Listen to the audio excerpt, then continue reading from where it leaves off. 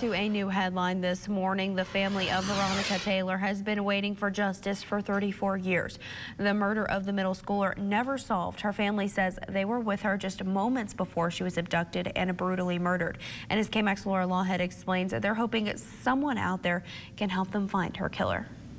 She was a baby, and they taking our baby from us. It's been more than 3 decades since 13-year-old Veronica Taylor was murdered. The 6th grader's body was found in a snow-covered field not far from the neighborhood where she grew up. To this day, her case sits on the shelf unsolved. Her family fears their little girl has been forgotten. We never stop thinking about her, and you know that one day justice will be served. And maybe now it's that time. They're hoping a new $6,000 award from DPS will help warm up this now cold case and finally bring them answers. The answers they need to heal. You don't find very many people like her.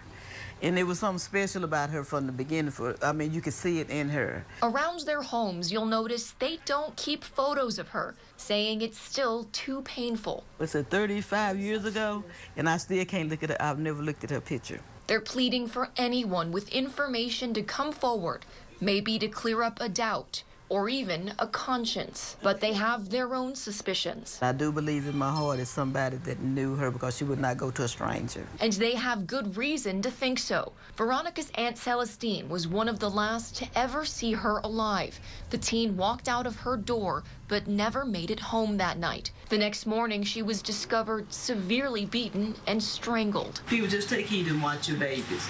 You're not expecting any of this, but God knows we wasn't.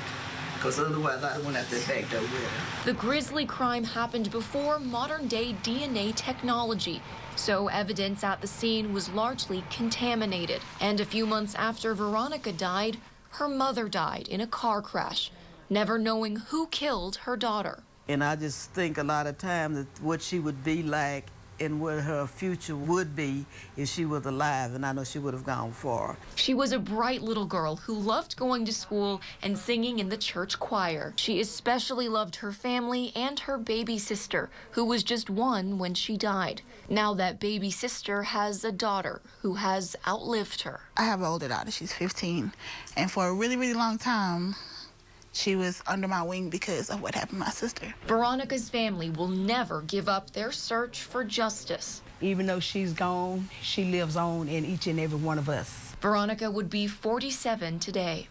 Laura Lawhead, KMAC News.